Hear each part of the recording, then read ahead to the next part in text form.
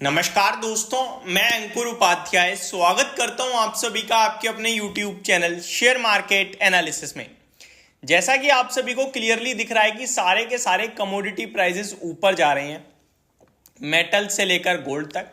और कच्चे तेल की बात करी जाए तो वहां पे तो आग ही लगी पड़ी है। तो ऐसे वो स्टॉक्स जो भारत में कच्चे तेल का प्रोडक्शन करते हैं, उन स्टॉक्स में तेजी आ सकती है। मोटा मोटी 3 स्टॉक्स हैं बड़े लेवल पे जो कच्चे तेल का प्रोडक्शन करते हैं, जिनको बड़ा बेनिफिट हो सकता है, क्योंकि आप सभी को दिख रहा है क्रूड ऑलरेडी $91 पर बैरल पे पहुंच चुका है और उम्मीद ये लगाई जा रही है कि ये $100 का मार्क भी क्रॉस करेगा। और लग भी ऐसा ही रहा है जिस हिसाब से युद्ध चल रहा है इस समय ईरान और इजराइल के बीच में, कंटिन्यू कच्चे तेल के दाम तो डेफिनेटली बढ़ेंगे ही बढ़ेंगे, क्योंकि ईरान भी एक बड़े लेवल का प्रोड्यूसर है, तो वो अपने आप में ही प्राइस को बढ़ाने का काम करेगा कच्चे तेल के। तो मैं यहां पे आप सभी के साथ अगर बात करूं कच्चे तेल से बेनिफिट होने वाली कंपनीज के नाम को, तो पहला नाम तो आता है भारत में रिलायंस का। रिलायंस इंडस्ट्रीज की बात करी जाए तो 2934 रुपीज पे इस स्टॉक का भाव क्लोजिंग देता हुआ दिखा है फ्राइडे के ट्रेडिंग सेशन पे। वीडियो को आगे बढ़ाने से पहले ही आप सभी को एक चीज बताना चाहूंगा कि स्टॉक मार्केट है, इतना ईजी नहीं है कि कच्चे तेल से इन कंपनीज को फायदा होता है तो डायरेक्टली खरीद लो, उठ जाएगा, पैसा बढ़ जाएगा।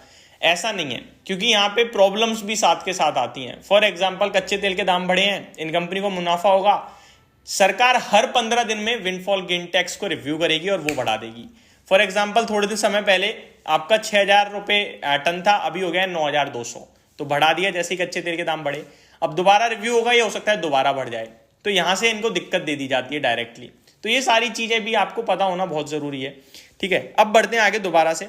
रिलायंस का स्टॉक 2934 रुपीज के लेवल्स पे क्लोजिंग देता हुआ दिखा है। टेक्निकल चार्ट स्ट्रक्चर स्ट्रॉन्ग है कंपनी का।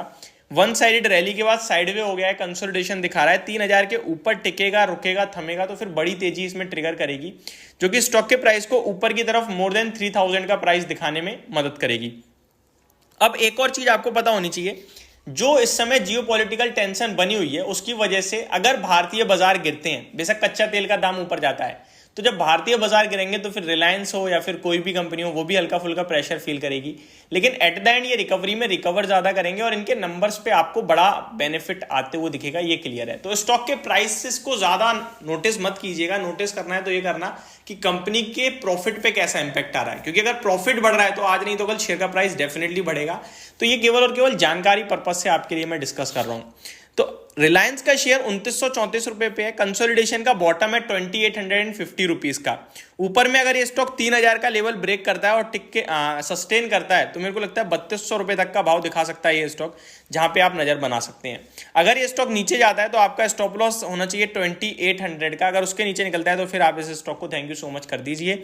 और खरीदारी का बेस्ट पार्ट होगा इसमें 2850 2880 के आसपास, जहां पे आपका स्टॉप लॉस 2 से 2.5% का बनेगा।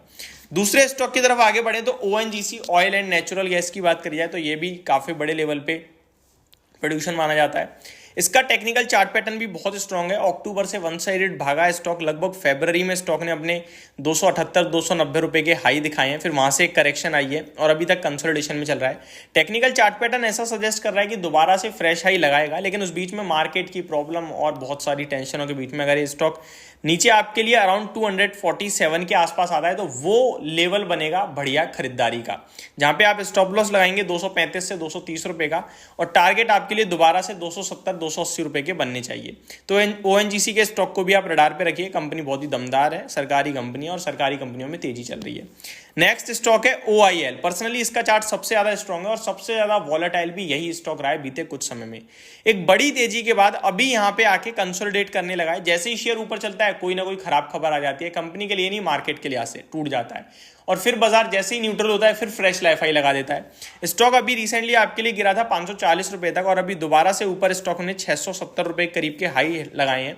स्टॉक अभी 611 रुपए करीब मिल रहा है। टेक्निकल चार्ट पैटर्न देखा जाए तो 545 का स्टॉप लॉस है, तो उसके आसपास खरीदोगे तो ज्यादा अच्छा रहेगा। और ट्रेडिंग पर्पज से आपको दोबारा से 600 650 का टारगेट रखना चाहिए और स्टॉप लॉस आप अपनी पोजीशन के हिसाब से मेंटेन करें। स्पेशली अगर आप 590 रुपीज के नीचे का स्टॉप लॉस लगाते हैं तो वो ज्यादा बेटर रह सकता है। बाकी और भी कंपनियां हैं जो इससे रिलेटेड आपको बेनिफिट होते हुए दिखेंगी, बट वही बोला मैंने कि जैसा सरकार विंडफॉल गेन टैक्स बढ़ा देती है तो ज्यादा इंपैक्ट नहीं करता है। मोटा मोटी यही स्टॉक है जो आपके रडार पे रहने चाहिए इस थीम से रिलेटेड। तो ये मेरी तरफ से एक अपडेटेड वीडियो थी। होप आपको सारी जानकारी समझ में आई होगी। Thank you so much for watching this video. Have a great day guys.